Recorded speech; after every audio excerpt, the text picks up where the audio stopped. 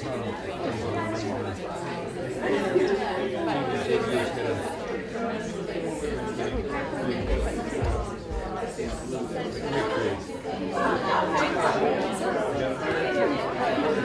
là chị cứ xuống đấy em ngồi cứ tự nhiên thôi, chẳng sao cả.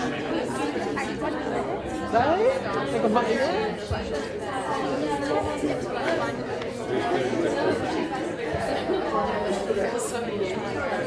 Không, đấy thôi. Kinh thật đấy, lịch sự quá nhỉ.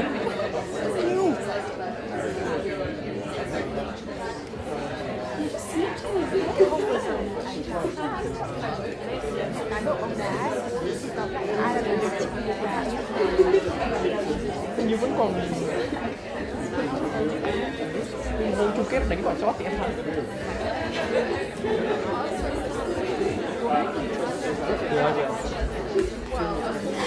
Ui.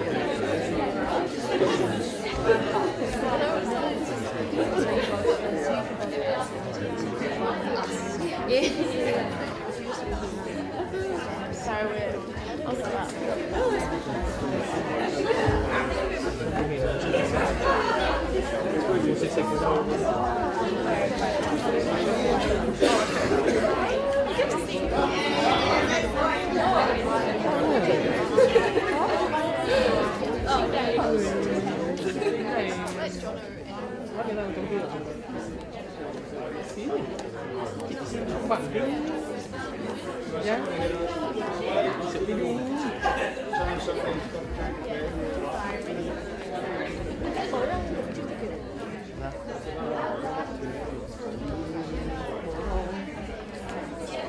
Thành công biết.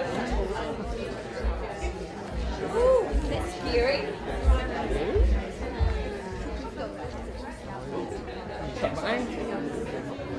Nhìn sợ vãi.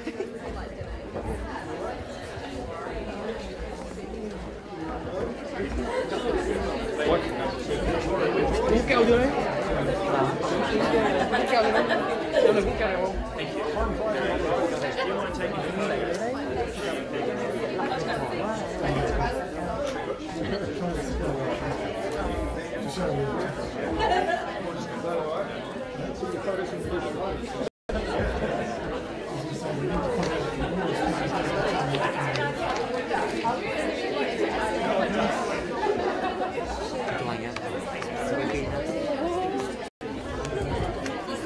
Ngồi bên này. Thích cái máy to Phật này không? Em phải ứng kiến.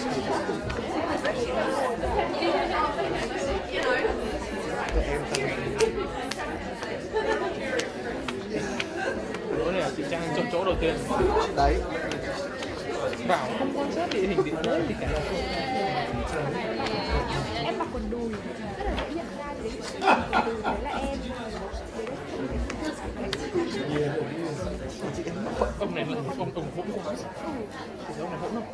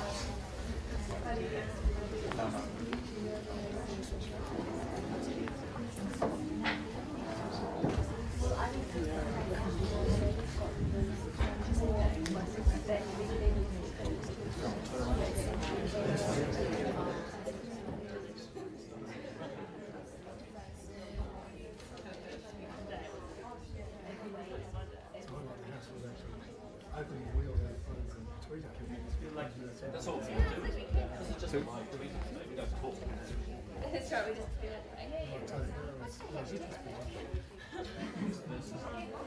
Hashtag. What's that like you to coalesce?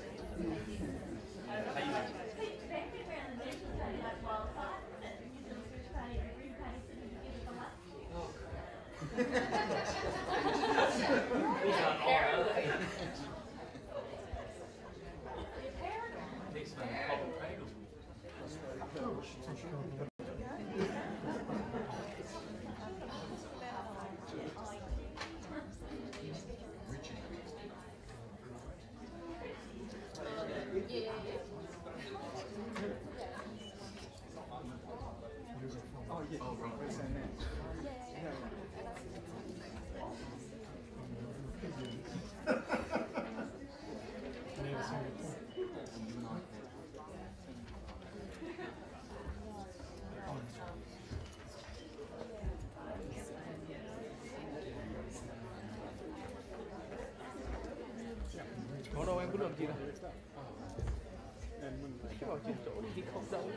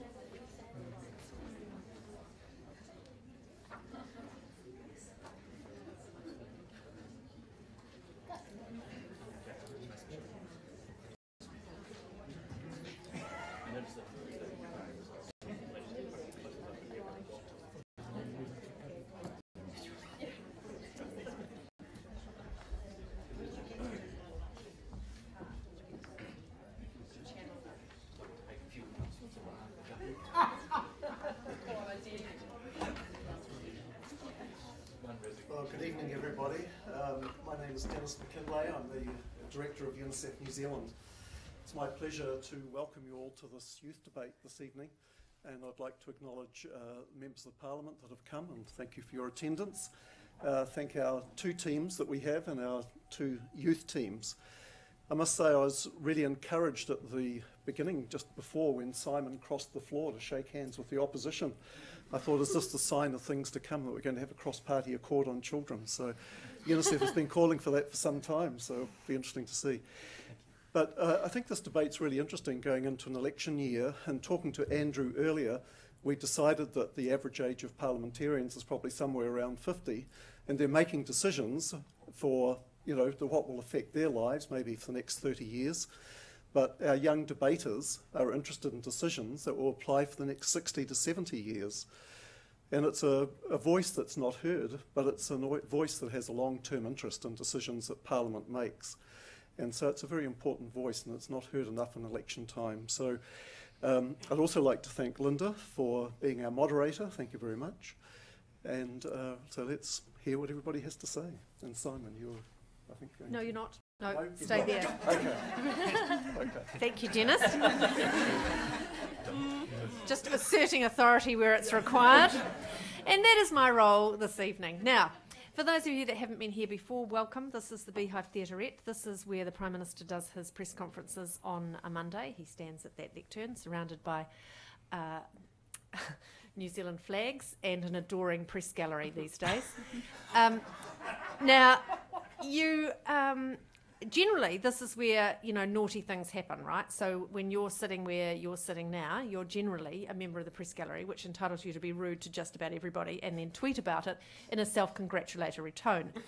So you can tweet away as much as you like. So you can channel Paddy Gower in that respect, but that's where the similarity ends, okay? So the stars of tonight's show are very much on the stage rather than in the cheap seats down there, but we love it that you're here. We're very excited about it. So, thank you to Dennis for the introduction. This is kind of a version of speed dating in the debating form. So the speakers, we're going to have two debates. It's going to be over in a flash. It's going to be hugely informative and entertaining at the same time. The speakers have got a very limited time to speak. The first speaker on each team will have 4 minutes to speak and only 4 minutes to speak. And the other speakers will have just 3 minutes each. So it's going to be fast and furious. It's not really a forum for interjections, but, feel free to have the odd interjection if if something comes to mind. But please, for goodness sake, make it witty and short. And when you look in the debating chamber, there's not many people who fit that description. Short, yes, but there we are. Now, just a little bit of housekeeping. The House is sitting, of course. It's been a very, very successful government, and they've got so much to get through in this last week. So you might, from time to time, see lights flashing. I think you may see lights flashing. That means that the House has been called. Don't worry about it. It doesn't mean an emergency. You can just ignore it, which is what Winston Peters has been doing for about 255 years. If you need to go to the bathroom, and of course you can leave any time, they're just located through the double doors and just past security. Cell phones off. Well, not off, because I know you're going to tweet and do all the other things that young people do, but just put it on silent, would you? Or, the happy self-pleasuring vibrate, if that's what you'd like. So, Right, it is now time to get on with it, because it's exciting, isn't it? And you didn't come here to talk or listen to an old trout such as me. So, the first moot today is our domestic moot, because we've got a domestic subject and an international subject, as befits our sponsor and supporter and organiser, UNICEF. So the first debate is New Zealand is a great place to be a child. Think about it, because you, the audience, are going to be the deciders here. It's going to be up to you as to which side wins. Right, kicking off our debate, we're going to have our first affirmative speaker. Please come to the podium. Who's the affirmative? You're the affirmative. Oh my gosh, what? You're the affirmative. Surprise me. Right, okay. You're the affirmative. Go for it. Changes everything. Oh, I know. And we were just described as being, under 50 years young. I'm really quite thrilled with that, Dennis. This is fantastic. Ladies and gentlemen, New Zealand is a great place to grow up as a child. It's obvious. In fact, it's so obvious, it's easy to overlook the fact. We take a lot for granted about how great New Zealand is and how much good fortune we have. We often talk of beaches, the access to parks, the lifestyle, but consider some other basic facts. Several independent sources routinely rank New Zealand's quality of life as among the top 10 in the world. The top 10. And bear in mind, there are 196 countries in the world, so we're in the top 3%. We're the fourth most peaceful country in the world, according to the Global Peace Index. Our gross national income is nearly 3 times the global average, and the average household disposable income is around about $60 a day.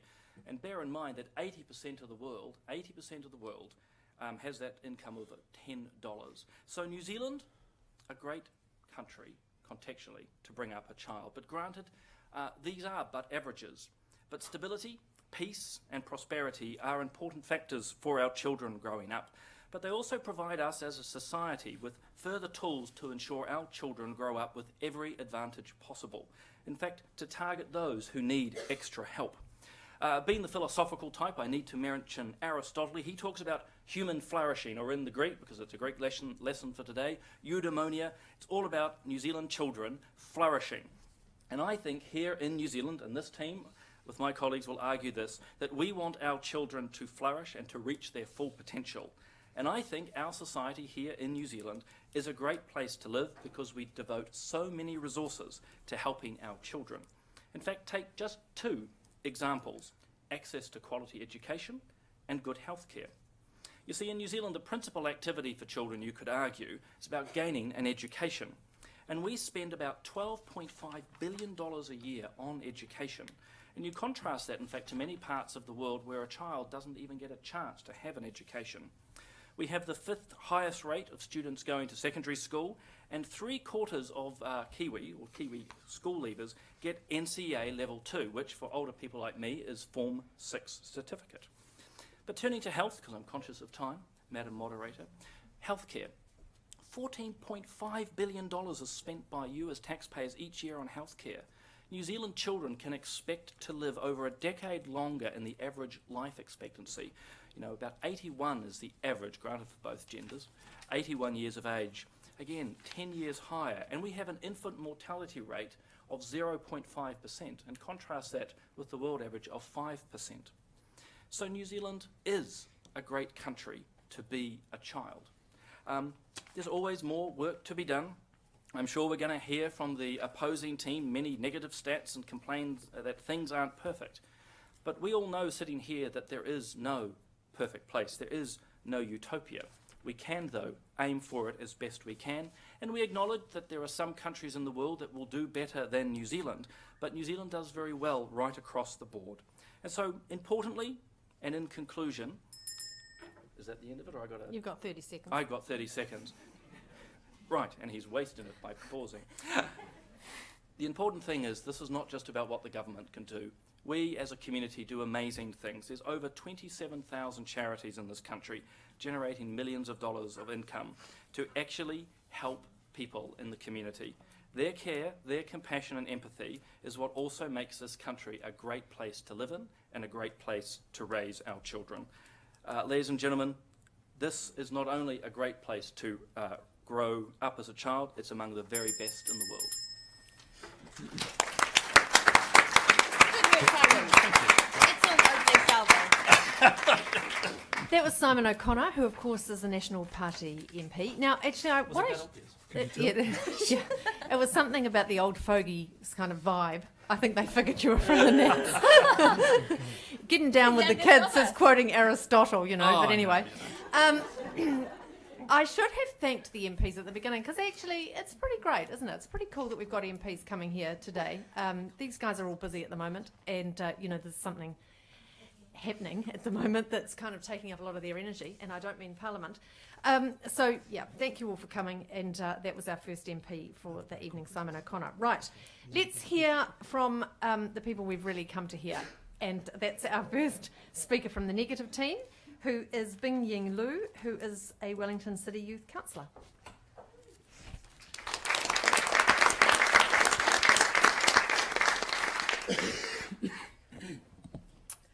Hi everyone. So the negating team disagrees with the affirmative team. Let me outline some reasons why. New Zealand is not a good place to be a child because 285,000 kids live in poverty. That's enough to fill all the major sports stadiums in New Zealand twice. New Zealand is not a good place to be a child because not every child is equal. Not every child has the same opportunities. And there are huge demographic disparities and inequalities between Māori and Pasifika children and all those. New Zealand is simply not a good place to be a child because public investment in children is embarrassingly low. The affirmative team said that we're in the top 10, but we sit at the bottom of the OECD for child wellbeing. We signed the United Nations for Child Rights 20 years ago, and it begs the question, why have successive governments prolonged the problems of our children, the future of our society, for 2 decades? Let me take you back to what we consider a good Kiwi childhood to be. Firstly, under the UN Convention, a child is everyone under the age of 18. New Zealand, that's roughly 1.2 million children. Under the Convention, children should have the access to the highest standard of healthcare, living, and should be protected from exploitation and abuse. Every child should be able to rest, play, and have enjoyable recreational activities. Remember those summer holidays at the beach? The barbecues, the birthday parties, the sports that you could play. The affirmative team said this is the obvious childhood that we've all had, right? Or is that the childhood that we hope every kid experiences? Now, I've had a privileged childhood. I've had parents who had jobs, could provide an income, and I had education. I could go to school. But these are all the things that I took for granted. And if all these material provisions, these opportunities were stripped away, I could hardly say that I would have had a childhood at all. So put yourself in the shoes of a less fortunate child. Imagine sleeping in a damp bed, having to share it with 6 other people. You're cold and you don't get much sleep. And when you wake up, there's no breakfast. You walk to school in bare feet and worn shoes. And no, you don't have a raincoat, so if it does rain, you get wet. And imagine having to think, learn, listen, in damp clothes, cold feet, and a rumbling tummy. How well would you do your job if you lived in those circumstances? This is the reality for over 285,000 kids. 1 in 6 Kiwi children missing out on the most basic necessities. It doesn't take a genius to figure out that child poverty is a very real social reality in New Zealand. What's worse is the impact that it has on our children. Now, the affirmative team also stated that we have good healthcare, but do we? Tens of thousands of Kiwi kids are admitted to hospital every year for illnesses like bronchitis and rheumatic fever. And remember, poverty is not just about being financially poor, materially deprived. It's also about being uncared for, neglect, abuse and maltreatment. As Brian Bruce, the journalist, said, a nation with poor children is a poor excuse for a nation. New Zealand society hasn't committed to the UN conventions that we signed 20 years ago. For a country that prides itself for being not perfect but having a good place to live and be a child, it's time we actually walked the walk. and made it a great place, not just a good place to be a child, and not just for some, but for every child. Thank you.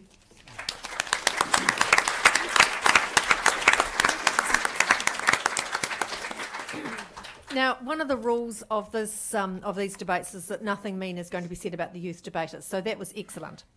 And now it's time for our second affirmative speaker, and Andrew Little is from the Labour Party, and he's excited to be here because currently, looking at the polls, this is a bigger audience than Labour's getting nationwide. It's okay. It's okay. That's right. Well, welcome, Andrew. I'd like to say thank you, Linda. And I want to hasten to add that the order of the speakers on our side does not determine the outcome of the election. You make up your own minds and your own choice. Listen, I join with Simon, unusually, to say that New Zealand is a great place to be a child. We may not be perfect, and I think that's the essence of Simon's case. We may not be perfect, ladies and gentlemen, but we're pretty good. And as Simon said, our access to education, which means we have a high level of early childhood education participation, we have a high number of primary teachers to pupils, that is to say a good ratio between them, so it's healthy and good, and we get a good education for our young, that we have a good education success rate. All these are good things in New Zealand and stand us well compared to other countries in the world. In terms of access to health, we are reducing the impact of child health diseases. We are making some good gains and some good ground in these areas. According to Simon, we are a country of good averages. So it's good for your law school and your medical school entry. I think that was the point he was making. But I might also add that in a world gripped by war and conflict in many parts, we are an oasis of peace.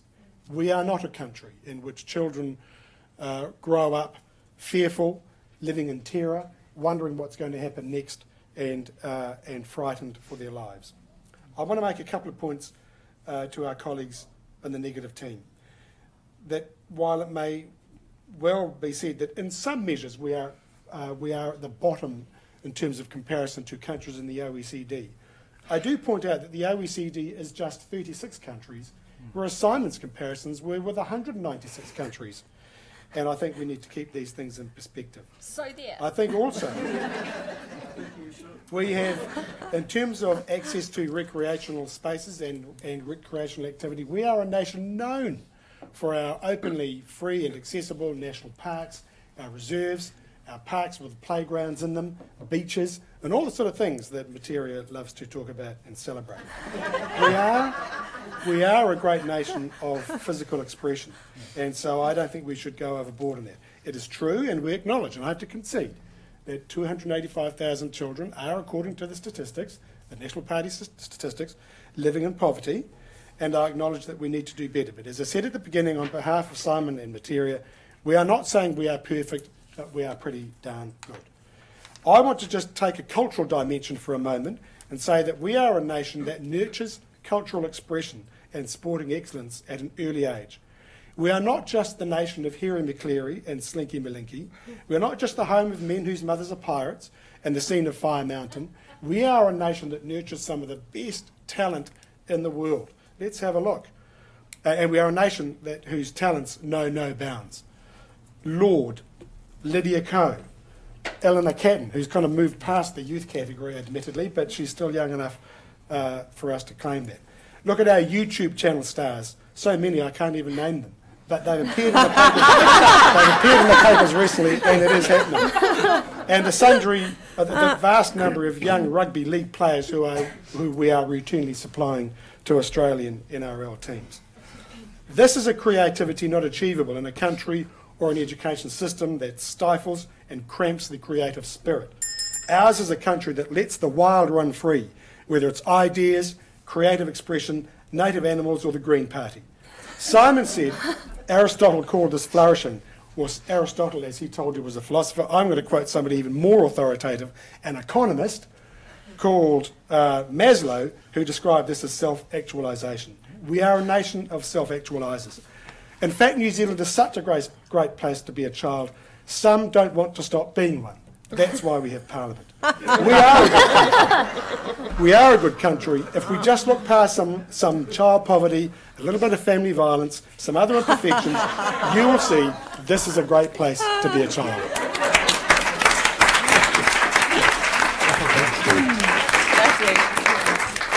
I doff my hat, actually. That was very elegantly done, given the moot and your party's policies. That was very elegant indeed. All right, time for our second negative speaker. The second speaker for the negative team is Ruby Sands, and Ruby is the UNICEF New Zealand Youth Ambassador.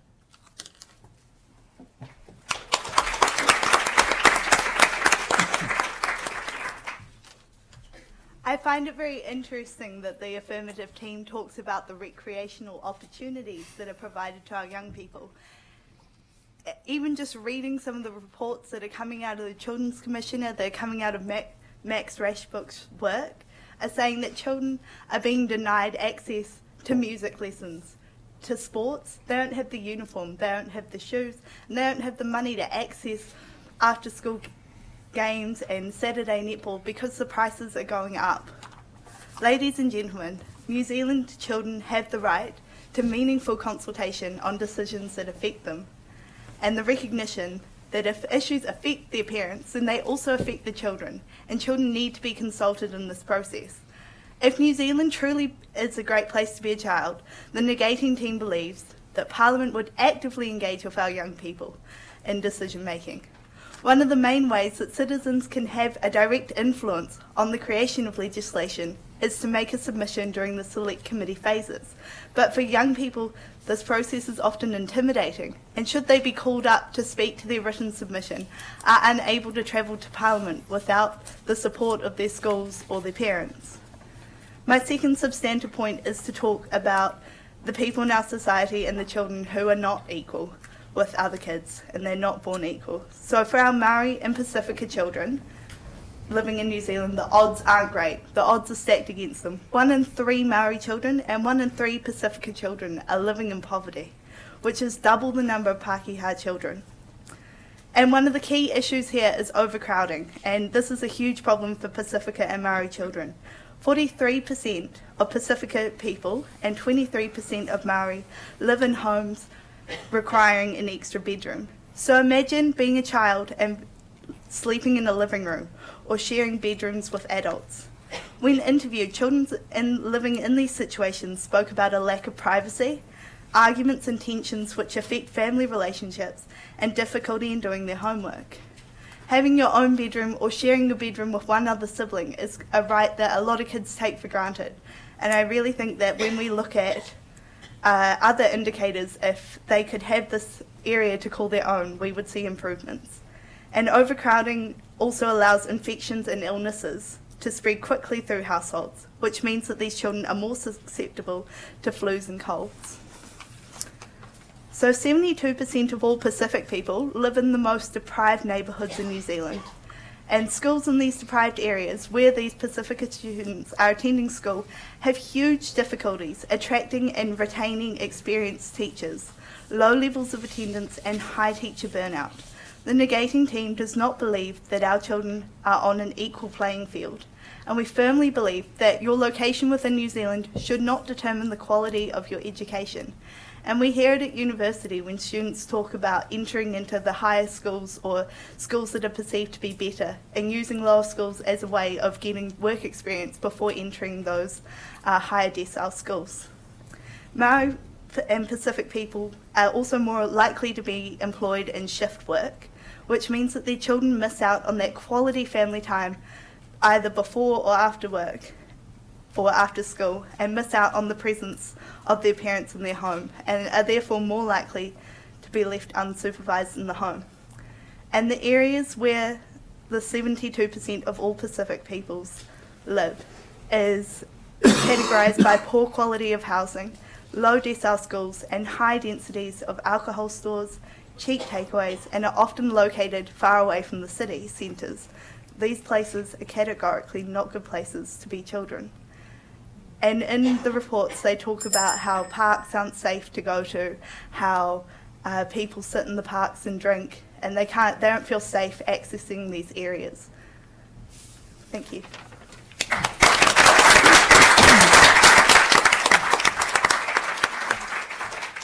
Thank you, Ruby. Right, third speaker for the affirmative is our third MP on this panel, and of course it is the Green co-leader, Materia Ture, direct from her castle.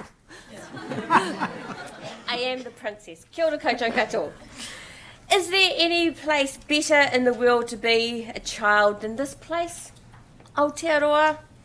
I think as my affirmative team members have clearly laid out, Simon and Andrew have made the case, no, there is not. As Simon said, New Zealand children are all flourishing. They're all flourishing from the Bluff to Cape Reinga. Their little pukus are all round and full with flourish as they sit all warm and safe and secure and flourishing inside their safe, warm, dry homes. Yes, folks, since we eliminated child poverty in this country, New Zealand is absolutely the best place in the world for a child. Imagine that. Every child in Aotearoa has enough to thrive. No child in New Zealand is hungry or cold or homeless, because we've made sure that every child has enough of what they need. No child in this country is punished if their parents don't have a job. No child is judged as unworthy of the same financial support as other children might get. There is no such thing in this country as the deserving and undeserving poor, I can tell you.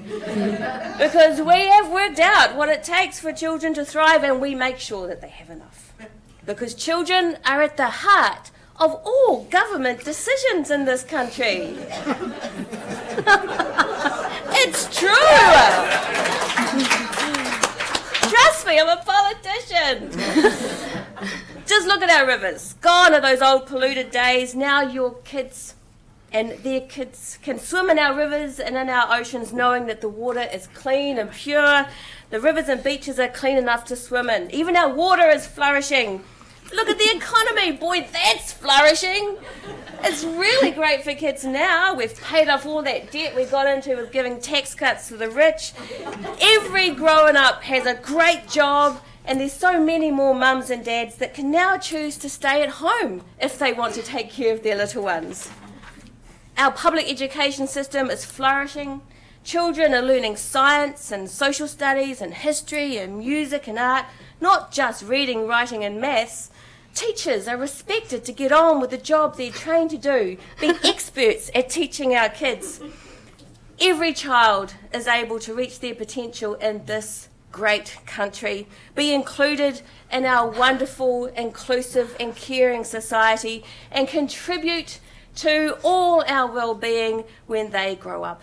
What a great place to be a child in the Aotearoa New Zealand that could be. Thank you.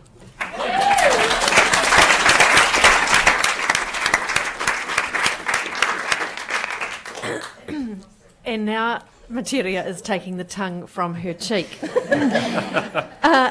Or maybe she was the third member of the negative team. I'm just now I've got confused. So perhaps we'll introduce the fourth member of the negative team, which I know looks like it's giving them a bit of an advantage, but there you go.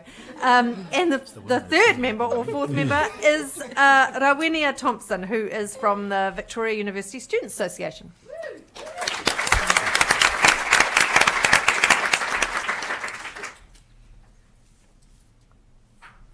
Kia ora for that, Materia. I'm really glad that you painted a stunning picture of the kind of New Zealand that we can have if we dedicate ourselves to eradicating child poverty. Unfortunately, the picture you painted is not the picture that we're living in at the moment. I'm shocked. So the affirming team has mentioned time and time again that New Zealand is a great place for New Zealanders to grow up, and it's a great place to be a child. I've heard terms like oasis and the perfect world, and I think that if we continually do this thing where we compare ourselves to the war-torn overseas nations, we're actually doing our children a gross disservice. We need to stop comparing ourselves to other countries and actually take a look at what we're doing here at home and think, what can we do better? Because we can sure do a damn sight more than we're doing right now. I think it was great that Simon touched on, us being a country of averages, because a country of averages is at risk of ignoring those that are the worst off in our society. I could say I'm probably one of those people. I am a queer Māori woman who grew up in significant financial hardship. So let's just say I couldn't afford to go on golfing trips to Hawaii with my dad for a week, unfortunately. Kia ora. It's Māori Language Week as well, by the way. I hope everyone knows. So I think it was really poignant when Andrew was talking about YouTube stars and these great people that New Zealand has, and then went on to say, I can't actually name any of them, because I think it shows how out of touch our decision makers are with young people. I think it also he also went on to make a great comment about how Parliament can be like a group of young people, a group of children. I think that's really true, but I wish that Parliament had young people's interests at heart. I don't think it does, and I think that's something that everyone can agree on. In terms of decision making and government policy, as Matidia said, we could be a country that has children's interests at heart, and the government could make decisions where children are actually first and foremost in our minds. I think it's great that Simon said it's all about the children, because that's a great line to use in an election year. Unfortunately, I don't think the 2 years between election years, we don't hear that so much, and we don't see it in action. Like Bing said, we need to start walking the walk, not just talking the talk. I think we're really good in New Zealand at talking and chatting. We're friendly people, we're Kiwis. Unfortunately, we're not walking the walk as much as we could be. As Bing and Ruby have pointed out, we have 285,000 children living in poverty. That is unacceptable. We need to take action. And until we do that, I don't think we can go on to say that New Zealand is this great, prosperous nation where children are allowed to flourish. I think that is a dangerous fiction, and as long as we go on perpetuating that that is the case, we're seriously, seriously in trouble. So I guess I want to round off by saying, affirming what we've been saying throughout this debate, that New Zealand may be a great place for some children. I'm sure it is. I have lots of friends who had great upbringings. Unfortunately, New Zealand is not a great place for every child, and I think it can be and it should be. Kia ora.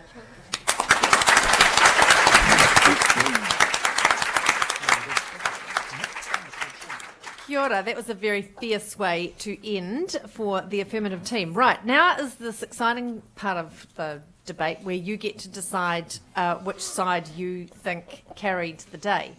So on your seats when you arrived, there were two little signs. One's got a Y on it, one's got an N on it.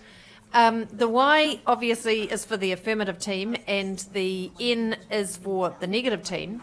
So I'm going to ask you who you think was the winner, and you're just to hold up one It's going to be us. card. We're going to win. We're totally going to win. You've confused Yeah, I know. We totally are. Yeah, I know. And that is the fantasy world in which politicians live. But so this is not like MMP. So there are not two votes, right? You just get the one vote here today. So you've just got to put up one of the cards, whether you think it is Y for the affirmative team or N for the negative team. Right. So that New Zealand is a great place to be a child. Who do you think carried the day? Oh, what? Oh, what? Not a single one. Blow me down with a feather. There is one vote. we got two. No, there's one vote for the affirmative side. A sympathy vote. That person is a paid-up member of one of the parties. But I'm kidding. No, we welcome dissent. Well, I'd like to congratulate our youth side.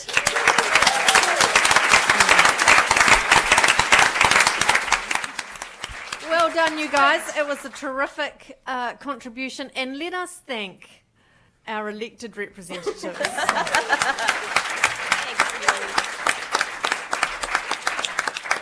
Now, we're going to take a short break while we change the people on the stage, and we'd ask the debaters here if they could just hang around, because a little bit later in the evening we're going to ask everybody to come back on stage and take questions from the audience. So, just a little, you can get up, stretch, send those texts, whatever you want to do, and we will just rotate the debaters. We'll be back in 5.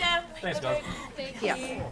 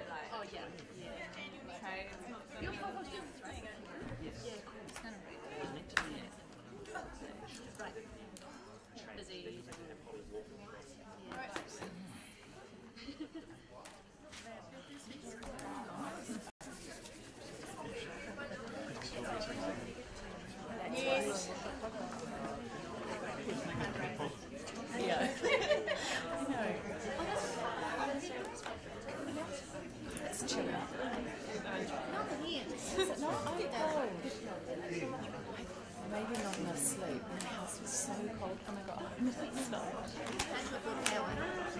Well, I'm the only one at home, so you can... What have you done to me, Simon? How did you get me tied up in this karaoke?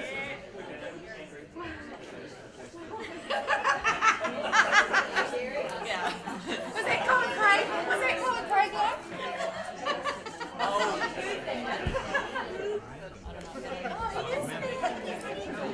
I'm sorry. Nice class.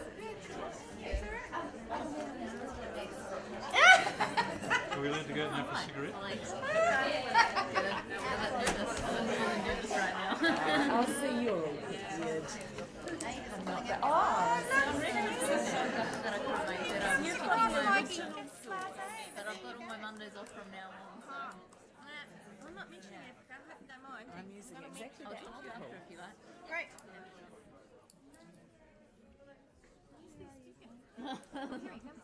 You think he's coming? Yeah, as soon as he's here, we're off. There. Great. It's also a good left-wing publication. Guardian.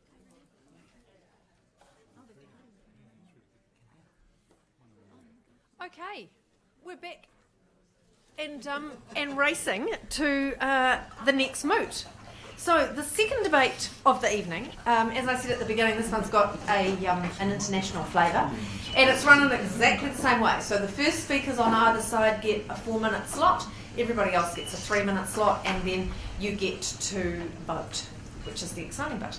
So the second moot for the evening is that aid is the best way to combat global poverty. So an interesting subject. Right, let's get it underway. The first speaker, and as you'll see, our youth debaters are going to be on the affirmative side this time around. So the first speaker for the affirmative is Kwan Nguyen, and he is from the Victoria International Development Society. Thank you for the introduction. So, kia ora tatou. I want to start with a saying. People matter. Because we believe that we go head on with global poverty by overseas aid and other methods. In 2013, New Zealand's ODA has reached 562 million New Zealand dollar, which equates to 0.26% of gross national income. People have been questioning, is aid the best way to combat global poverty? We, affirmative team, still think aid is the best thing to happen in getting rid of global poverty. Our team will position ourselves in these orders. Accordingly, firstly, I will speak about the definition of overseas aid, how to measure the effective aid and its benefits. Secondly, Holly, my lovely teammate, can further my point by comparing aid to other methods. And thirdly, Victoria, another lovely teammate of mine, will reflect on the most issues of the debate. Overseas aid is the sum of funds and resources provided by a government and different non-governmental organizations, like UNICEF New Zealand, to transfer to a developing country. This includes ODA as well as funds raised by the organizations. We have 5 types of aid. We have emergency or short-term aid, which is needed after sudden disaster, such as 2000 Mozambique floods or 2004 Asian tsunami. We have conditional or tied aid, when one country donates money or resources to another, but with condition attached. We have charitable aid, which is funded by donation from the public through organizations such as Oxfam. We have long-term or development aid, which involves providing local communities with education and skills for sustainable development. We have multilateral aid, which is given through international organizations such as the World Bank, rather than by one specific country. So how can we measure the effectiveness of aid? We chose Millennium Development Goals, MDGs, which varies from eradicate extreme poverty and hunger, achieve universal primary education, promote gender equality and empower women, reduce child mortality, improve maternal health, combat HIV/AIDS, malaria, and other diseases, to ensure environmental sustainability. So based on that scale, so far, there have been huge gains in the last 2 decades in reducing poverty. Much of the progress towards achieving the MDGs could not have happened without international goodwill in the form of aid. Overseas aid had provided many of the resources needed to make substantial progress towards achieving several of the MDGs. The number of under 5 deaths had declined from 12.4 million in 1990 to 6.6 million in 2012.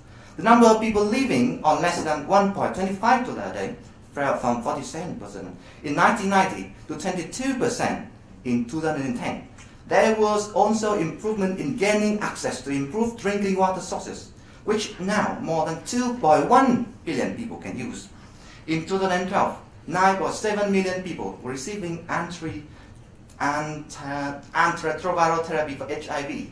More than 8 million have received measles vaccines, and millions more have been saved through tuberculosis treatment and malaria prevention. All of these achievements require money and other resources, much of which has come from overseas aid. And with that conclusion, I rest my case. Thank you.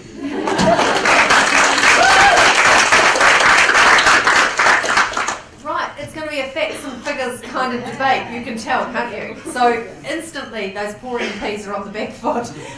Jan Logan from the Greens is first up for the negative.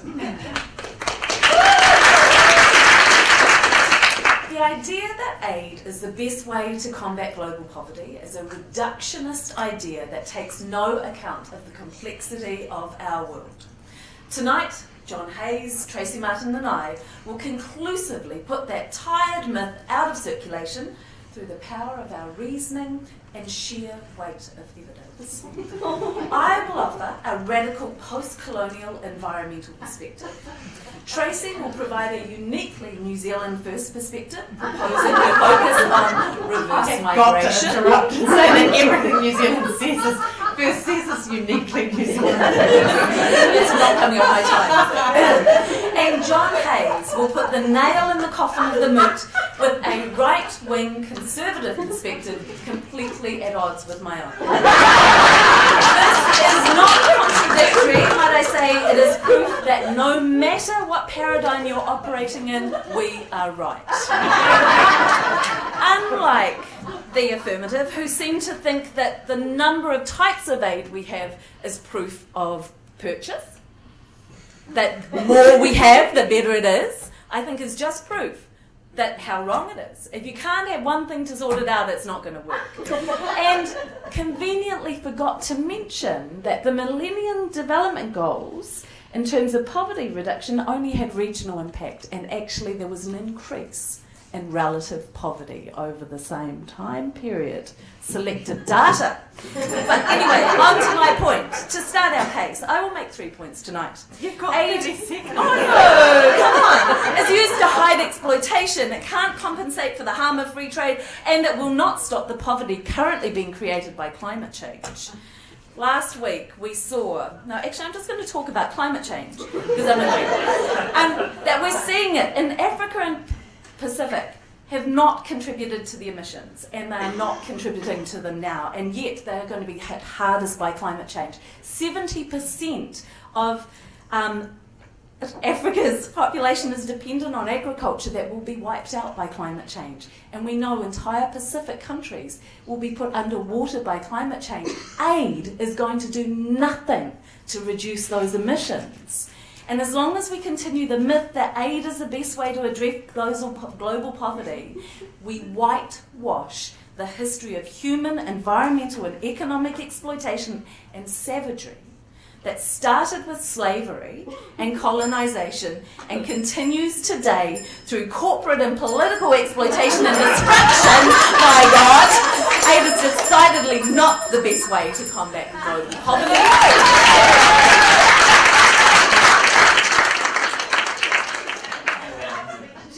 We'll get the evening's prize for words per minute, but we'll calculate that later. Right, the second speaker for the affirmative team is Holly Walmsley, and Holly is also from the Victoria International Development Society.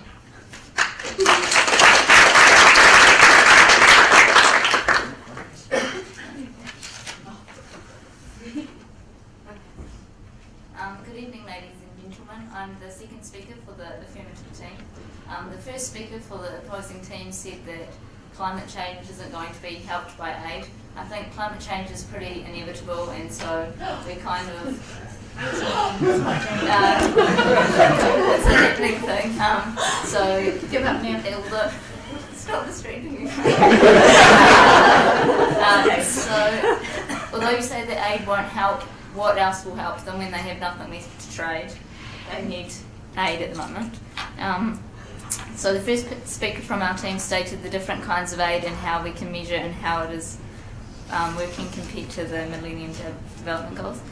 Throughout my debate, I'll verify why aid is the best way to combat global poverty by eliminating other methods of international development as the most effective. So my first point is that aid is more effective than trade. The reasoning for this is, in many developing countries, trade is based on the agricultural industry. This means workers are dependent on proceeds from crops that are weather dependent but can't afford insurance. Agricultural-based trade is highly competitive with large fluctuations, and to reach competitive prices, employers promote poor working conditions, unfair wages, unreasonable hours and child labour. So by trading with these companies who engage in these practices, we're actually endorsing the continuing poverty cycle.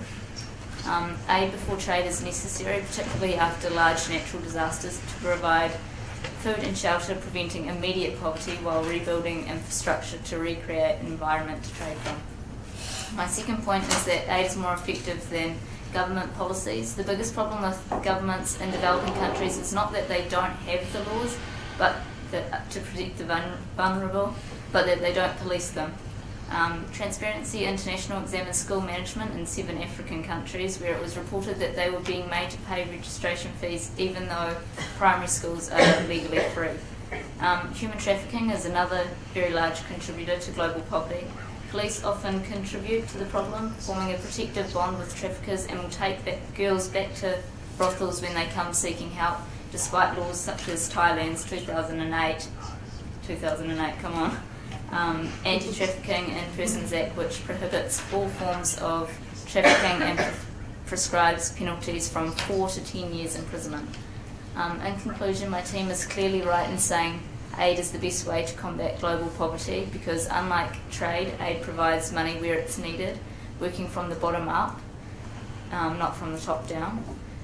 Aid before trade helps citizens avoid loan sharks by providing microfinance solutions, rebuilds good working conditions after natural disasters, and avoids poverty traps enforced by employers who promote poor working conditions, unfair wages, unreasonable hours, and child labour. Unlike corrupt government, aid seeks to protect the victims instead of the perpetrators, particularly involving human trafficking, by providing escape from forced sex trade. It also provides free education and skills training for people hoping to escape poverty. Thank you, Holly. The second speaker for the Negatives team is Tracy Martin, who is a New Zealand First MP. I know. A lot of you thought it was just Winston Peters. Well, Exhibit A. Kia ora. They have an overseas trade policy. We do. Thank you. I can talk to you about that later. But and she will. He tangata. You have heard from the opposing team that it is money that makes the world go round. That is what they would have you believe. That it is money that is the answer to everything. And the saying that I just put forward is no, it is people that makes the world go round. So from the affirmatives, or sorry, the negatives perspective, just not sure what side of that fence I was on for a minute. I'm back. So from the negatives perspective, aid is not the best way to combat global poverty. From our perspective, it is about the relationship between nations. It is the trading of skills that will actually combat global poverty. And here is where the New Zealand First perspective comes in. What we're talking about here is reverse migration. What we're talking about here is exporting skilled workers. I was able to recently be in Myanmar, where the government of Myanmar asked for our assistance, asked for our nation's assistance, but they didn't ask for cash. They asked for people who would come and train their public servants, because through training their public servants, they were able to combat corruption, and they were able to build that base upon which their democracy could flourish. And after 20 years of military dictatorship, it was incredibly important to them to set a foundation whereby they could lift their people out of the rice paddies into better farming practices, and reopen their universities, attack poverty at an economic solid base, rather than actually just accepting dollars from others. So they asked us first off, can we please send public servants? And right now we have a lady by the name of Moira who's there establishing their parliamentary library. They asked us for books. We're living in a nation that is actually going to the digital age. We're throwing out books into dumpsters left, right and centre because now we've got our Kindles. They asked us for our books. Daw Song Suu Kyi had started the first mobile library inside her electorate. Imagine that there would be a small library inside every village inside Myanmar. And you might say, but they don't speak English. The language of instruction in Myanmar is going to be from the cradle to the grave in English. That's a decision that their government has made, so that they can participate on the world stage. So I just reiterate again, money is not everything. It is about the people. It is about the relationship between our nation, any OECD or westernised nation that has the capacity to send our people there, to assist their people there, to lift themselves up to the places that they want to be, that they look to us for the leadership for. Money does not solve global poverty.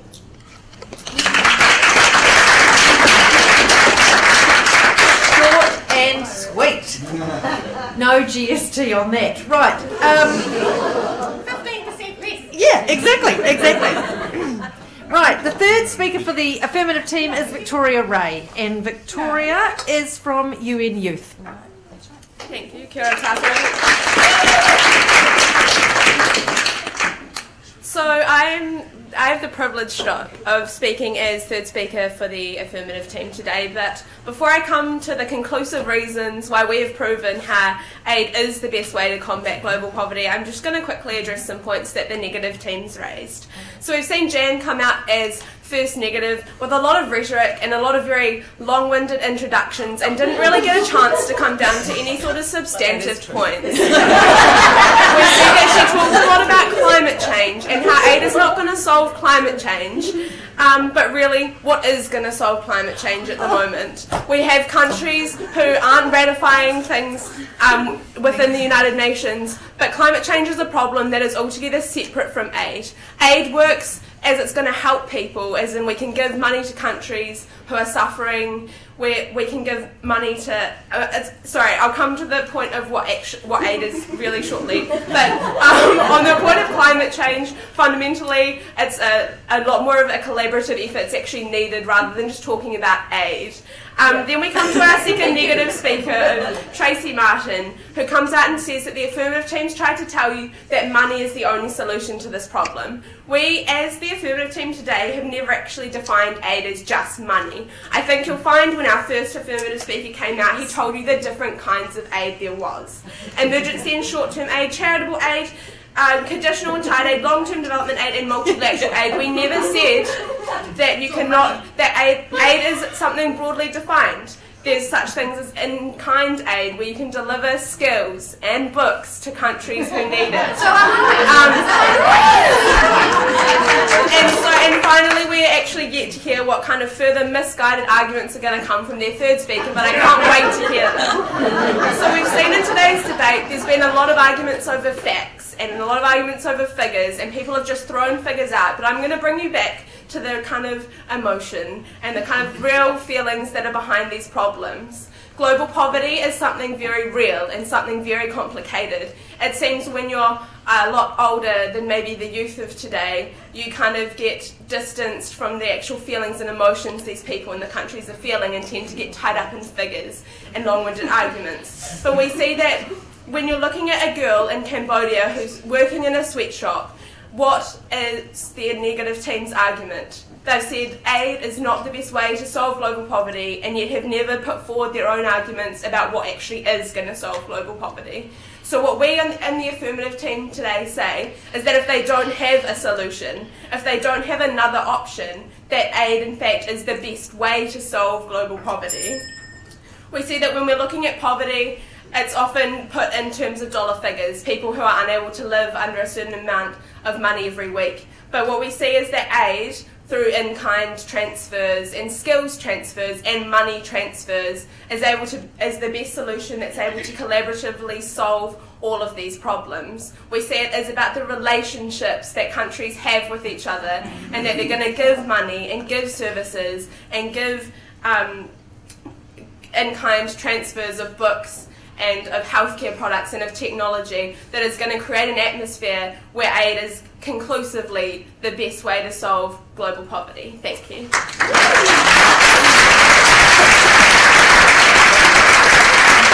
Holly.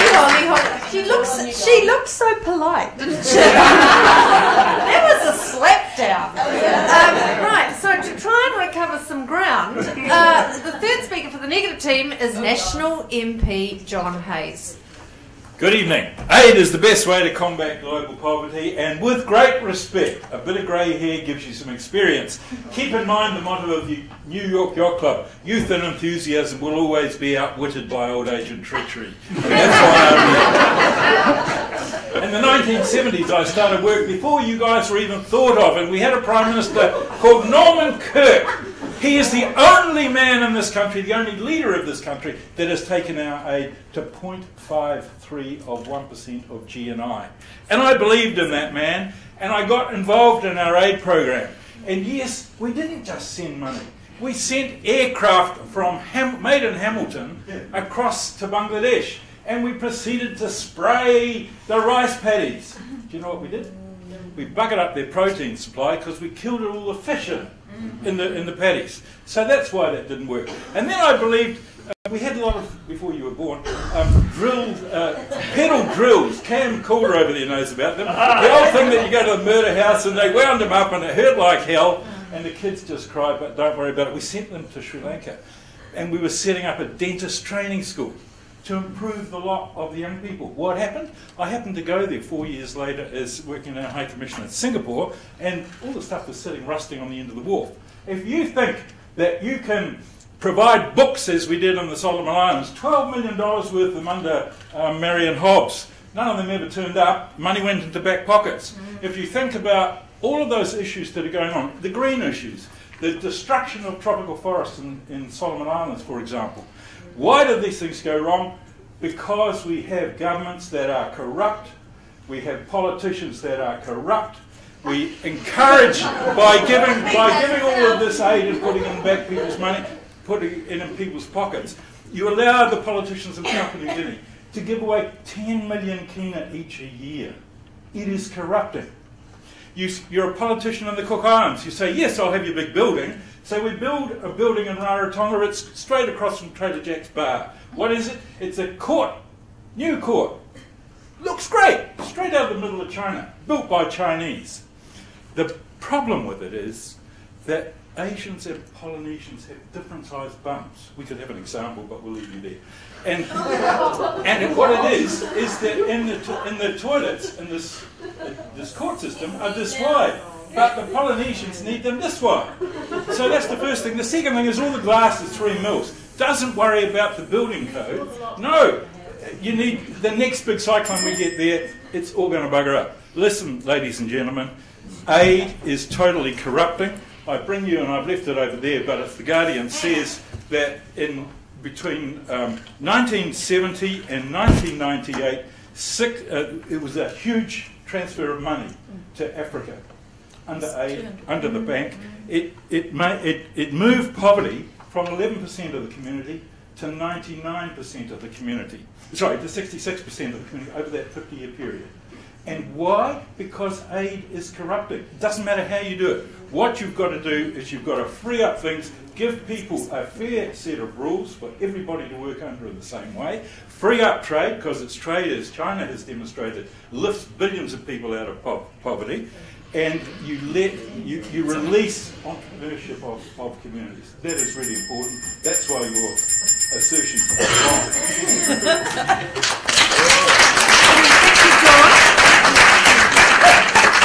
Unless you've written something down, John. I did, Jan Logic. Right. I don't need to add anything to that, probably. But there is such a thing as reading your audience. Well, right, let the audience speak. You've heard both sides. I don't know, I'm not, claiming any special powers, but I've got a feeling about this. So the subject was aid is the best way to combat global poverty. We're going to vote, just like we did last time, one card only. Why for the affirmative team, in for the negative team. Please vote now. Oh, we got more than the last one. Okay, thanks. Oh, did. Yes, no. Thank you, Denise. I'm responsible for all the yeses. That's enough, you guys. You're done. You've lost, and we don't want to hear from you anymore. So the winners were, once again, the youth debaters.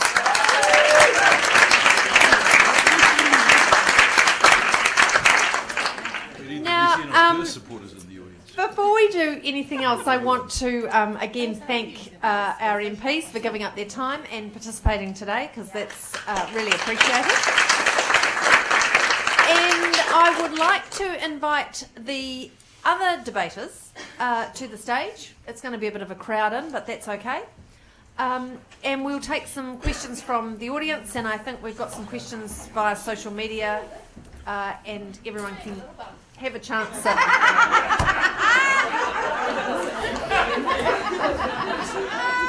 Someone had to say that, and it was never going to be me.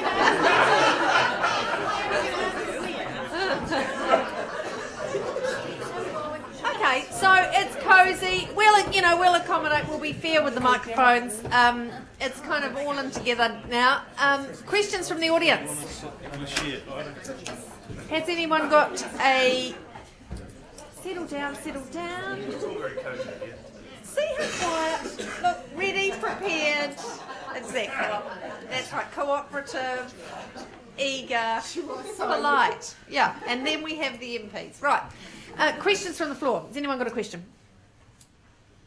Yes. I'm going to put my specs on for this. Yes. Hi, There's a microphone. Maria Montero from California. There's a microphone, my darling. Yep, off you go. Hi. Am I on? Yes, you are. My name is Maria Montero. I'm from California, New Zealand resident, but from California originally, where we have the highest child poverty rate in the richest country in the world. 25% of the children in California live below the poverty line. And I just wanted to know how in New Zealand poverty is quantified, right? So I mean, how much, so like in how much money does a family have to make in order to be considered poor? How do we define the poverty, and where do we set the poverty line? Well, let's give the first opportunity for an answer from one of the government MPs, because they kind of set the rules at the moment. So John or Simon, who wants to take that on board?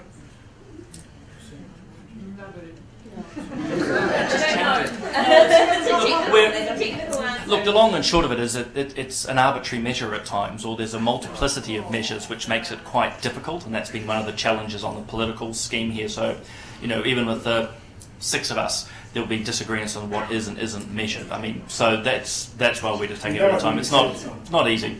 Obviously, there's a whole array of factors, but you're talking not only economic, but then you move it into the social sides as well. That begins, I think one of the debaters mentioned that earlier. But you said there were 285,000 children in poverty. Some speakers took... Yeah, well, see, just with that particular figure, it's what you'd call a relative figure. It takes the lowest quartile and says that's poverty. It's an interesting measure. It's one I wouldn't immediately and totally agree with. So it's a measure, it's not the measure. Again, that's why it gets quite disputed. All right, Materia, do you want to... We don't have an official legislated for set of poverty measures in this country. What we do use as a general measure that MSD, the Ministry of Social Development, and others use is 60% of the median wage after housing costs. And it's adjusted for family size. So you get a range of different incomes depending on the family size. That's called the poverty line. There's another poverty line called severe poverty, which is less than 50% of the median wage after housing costs. So those are the two main ways that we identify income poverty. And then there's an increasing interest and use in New Zealand of deprivation statistics, material deprivation. So how many children are going without shoes, how many without a raincoat, without decent weather gear, without regular food, without a bedroom or their own bed. So there's an increasing use of those deprivation material deprivation identifiers as well, but there is no legal definition, or there's no legal definition of child poverty, which is a problem if you are trying to then tackle it, because there's no clear way of making sure you've got the numbers right. Good question. Another question from the audience. Kind of stunned you into silence. Yeah, I have a question. Excellent. No. Wait for 1 second. I'm really interested in whether you think the debate situation sets up an either or the question, like, is it good to grow up in New Zealand or is aid the best answer, that the question sets up an either or there really is an either or. It's like, what if we didn't debate it but discussed what are the ways that poverty in the world could be alleviated? Would we get to a split like that? Or would something else happen? Let's see what some of our youth debaters think before we go to the MPs. Does anyone want to have a go at answering or making observations? Yeah. I think that's a really good question. So I think we've moved to a situation now where we're actually trying to depoliticise these issues. I think Simon touched on a really good point, which is that sometimes it's in contention, like what is poverty, how do we measure it, and that's where it becomes political, where like you get like left-wing, right-wing ideologies, where actually I think it's a false dichotomy, and I think we could probably all agree that we're not doing enough for the worst off. So I think what you're saying is that actually we should be having constructive conversations, taking the politics out of it, depoliticizing the issue, and say, how do we, from our different sides of the political divide, come together and form a cross-party sort of a working group or something and work together to fix these issues? And I'd be really keen to see that. Does any of the other, Also, in terms of how you phrased the question regarding the aid question, in reality, in the world, no one solution's going to be able to work for everything. So it was interesting to try and be able to prove that one was the best when it's actually necessary to solve poverty to have a range of different solutions working together. Over to the MPs on that. I mean, why do you think it is so hard for there to be a kind of cross-party agreement on some of these issues? And actually there's not. It's not that hard. At the moment we have the Aotearoa Equality Group, so that's that's got Louisa Wall, Holly Walker and myself are the chairs or co-chairs of that group, and we bring in speakers and so on and so forth and talk with our caucuses and our parties about how can we come up with cross-party solutions. So and often in select committee we do agree on things. It's actually probably there's just these major issues, these major moments like how will we count it? How will we count poverty? And then the only other thing I would say is that the country and the voters need to allow us and accept when we work together that that's not us giving in.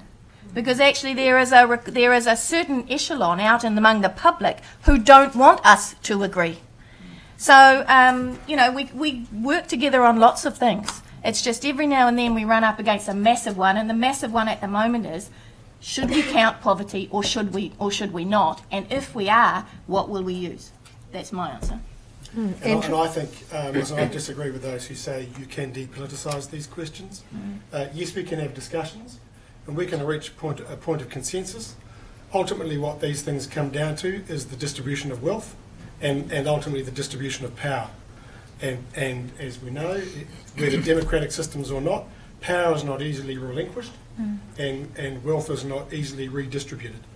And the truth is, when we are the very question about will we actually even measure poverty? Can we get a consensus on the measure of poverty? That's a fundamentally political question. There are going to be disagreements. And in a democratic system, it's about finding the decision makers who will make those decisions, and whether or not those decisions will lead to a fairer distribution of the nation's wealth. Those are fundamentally political questions, and you cannot depoliticise them.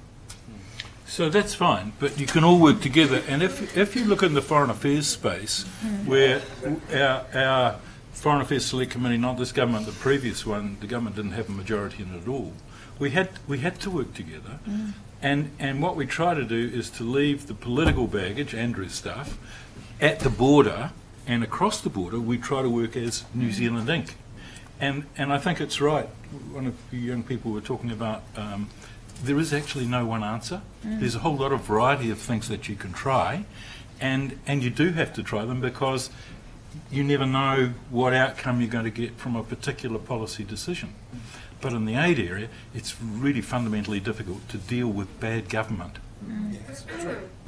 Is there something different, though, about social policy as opposed to foreign? I mean, in the sense that the area you're talking about where you get this bipartisanship from time to time in the foreign affairs portfolio, there's a sort of New Zealand Inc.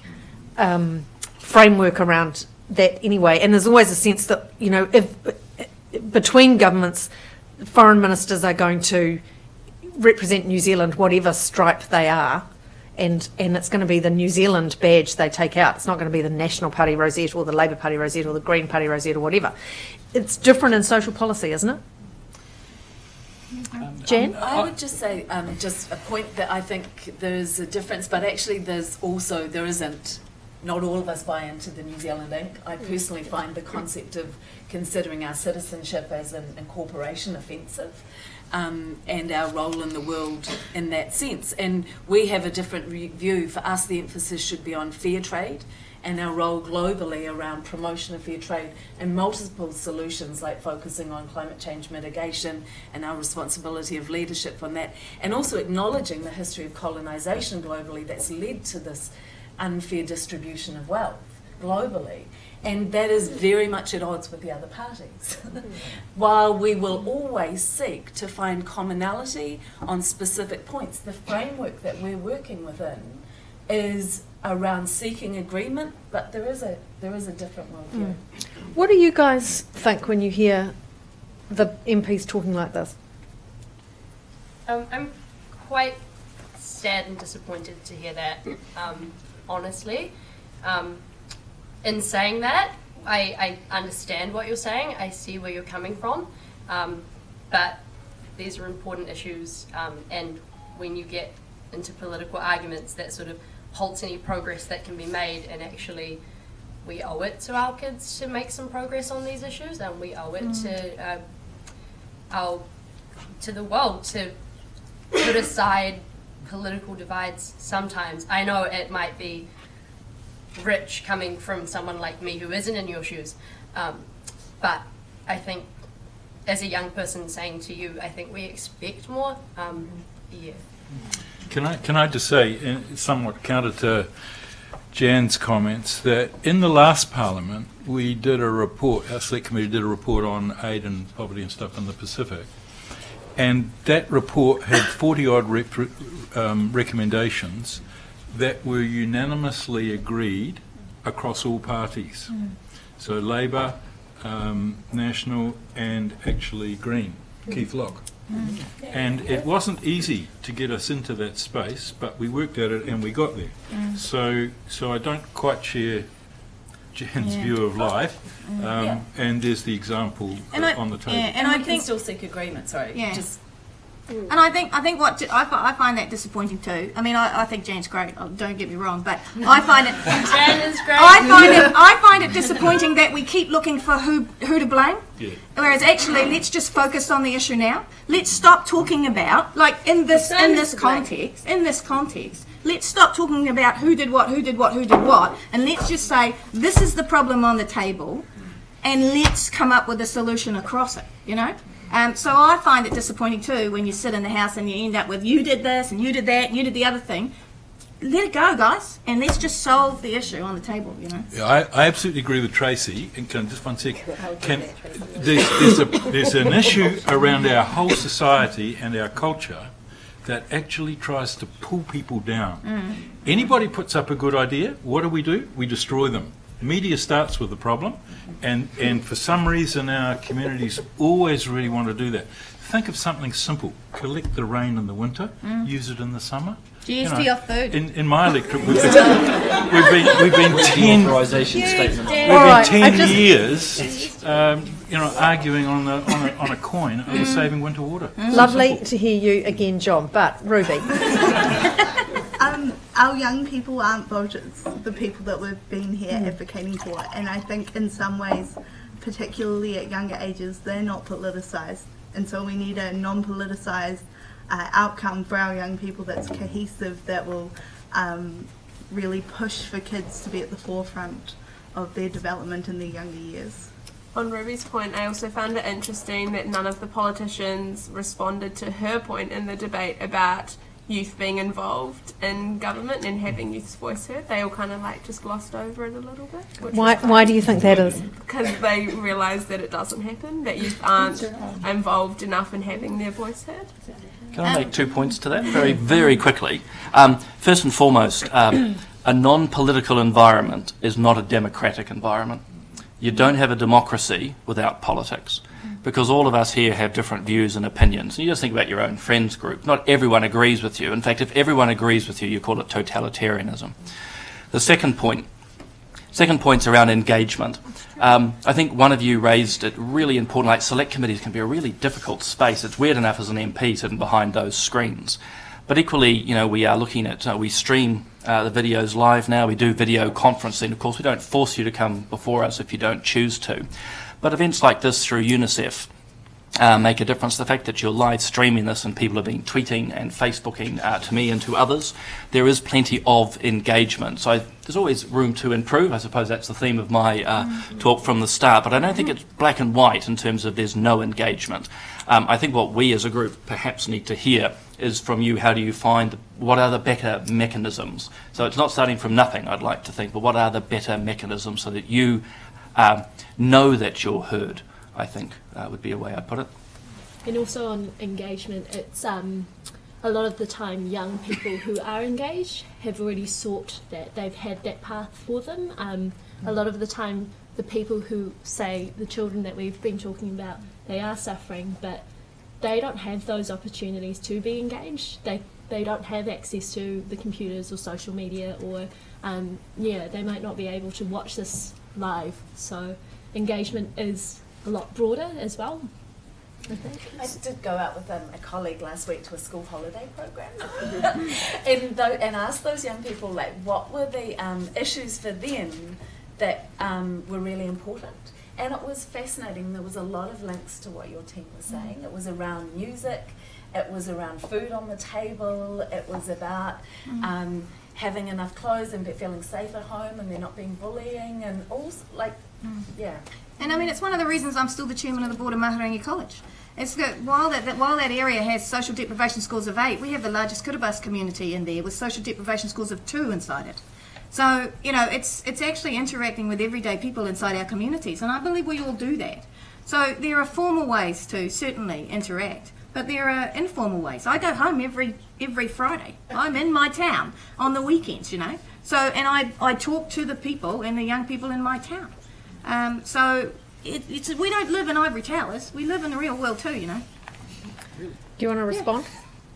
And they kind of have set it, I mean, Simon particularly has kind of set out a kind of challenge to say, well, what would be better ways of engaging? How would you respond to that? I don't know, it's just very good to ask us how we think you should engage, but we're all the people, like at least us 6 here are the people who know how to engage. Well, you're highly motivated, and highly process. educated. We know if we want our voices heard what to do.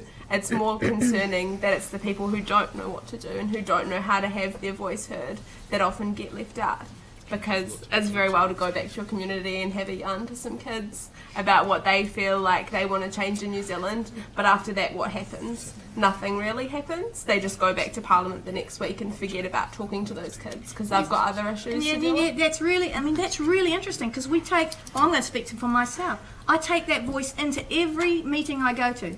And the reason why I'm so passionate about it is because I'm passionate about my community and taking that voice into it. So to say that we go and speak to them and then do nothing, how do you make that statement? Do you gender of Parliament? It's true. Parliament demonstrate that? Yeah. So Tracy, where does Parliament demonstrate that? Well, how much legislation inside the House and so on. How much of policy is child focused? Well, do you think? Inside my parliament? Well, no, inside, the Parliament. How much policy that becomes a huge issue government policy is child focused? Well, I'm not in government. You'd have to ask the government. I'm inside Parliament, and all I can do is do what Jan does and Materia does, and stand up and argue for it inside pieces of legislation that come in that we see persecute those communities or persecute that particular demographic. That's all we can do as opposition. Andrew, I was going to say that I think one of the best pieces of work to come out of this Parliament, closes up in a few weeks' time, was Paul Hutchinson's, where I know Paul has gone. He was here before. Where he led, and it was a personal mission on his part, but had a lot of support of the Health Select Committee doing that inquiry into best start in life for kids. Right. And I sat on the first part of the inquiry before I changed committees, but we started off with assuming that the need started at birth. Actually, it's pre-birth, in fact, preconception was the kind of the radical change that we, or idea we came up with. And that report, I think, is an amazing piece of work, led by a passionate MP, and it will stand the test of time because it stands there as a totem for any party leading government at whatever point, to kind of as a reference point for them to go back to say how are we doing on this, because it is the work was well overdue. The idea is a pretty amazing, some pretty radical ideas. So it does happen, and that was a pretty extensive consultative process that the select committee went through, getting submissions from all sorts of people, and I think has come up with an amazing piece of work. Question, yeah.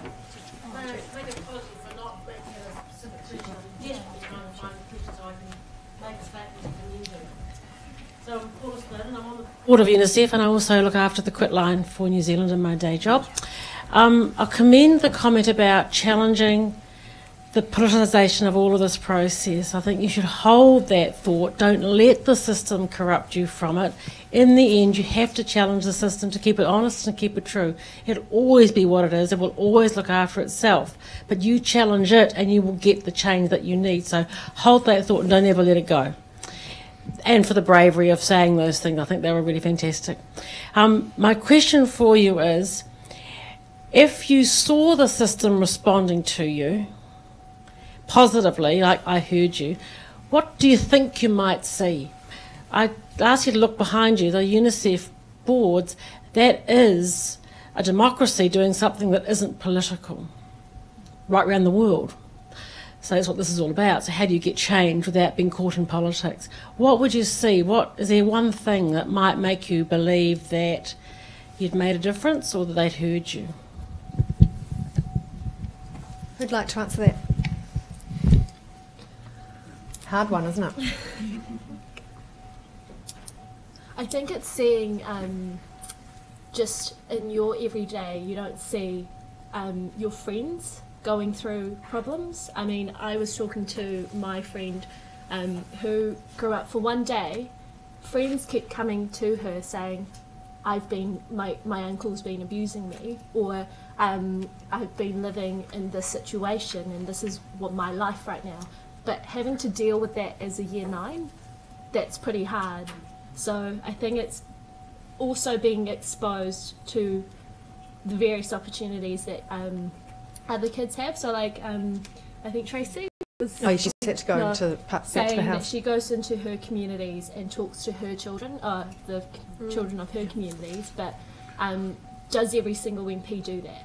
You know, like, does every single MP have they probably don't have the time, but, you know, should they take the time to do that?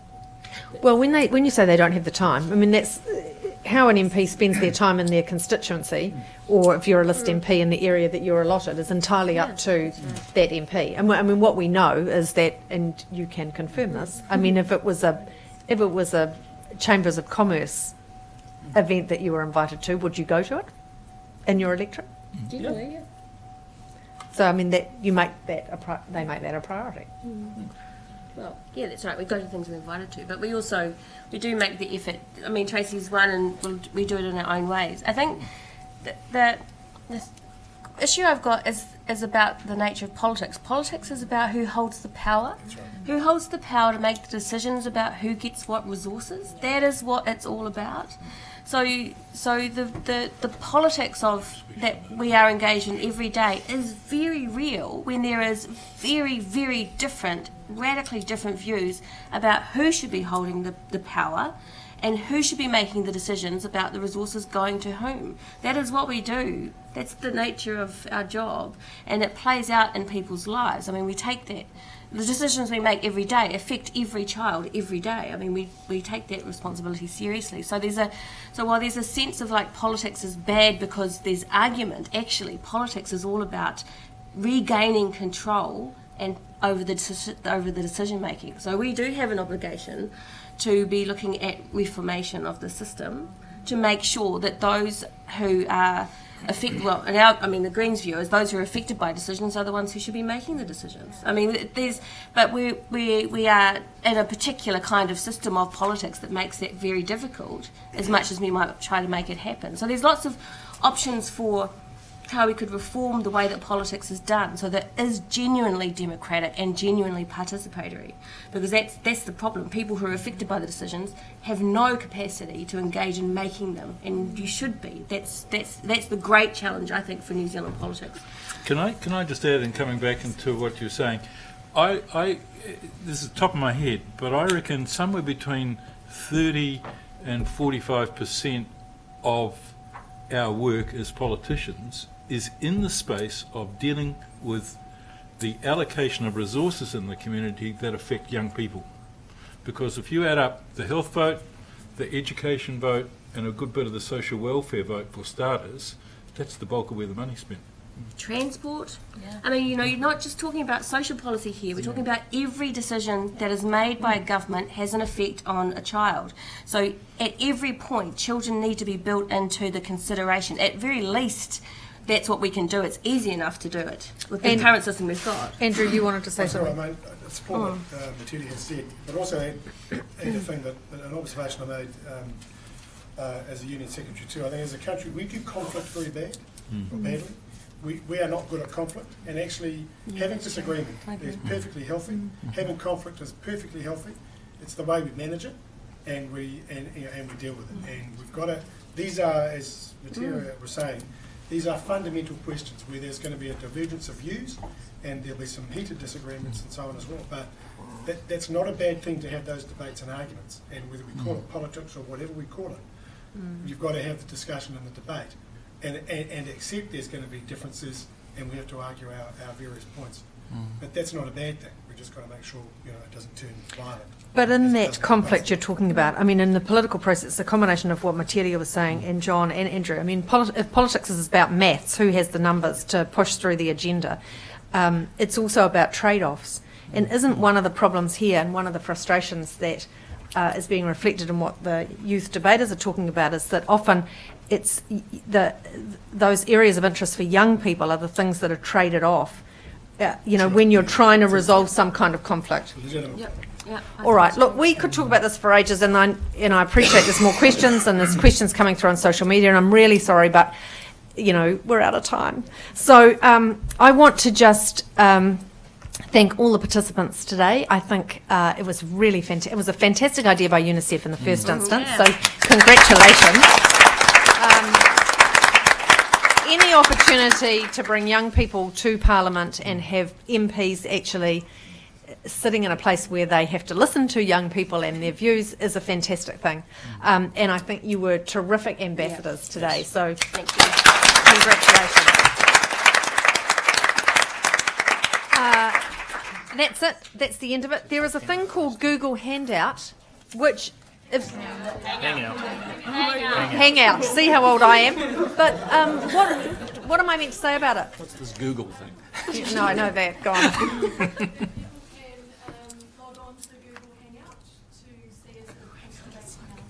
There we go.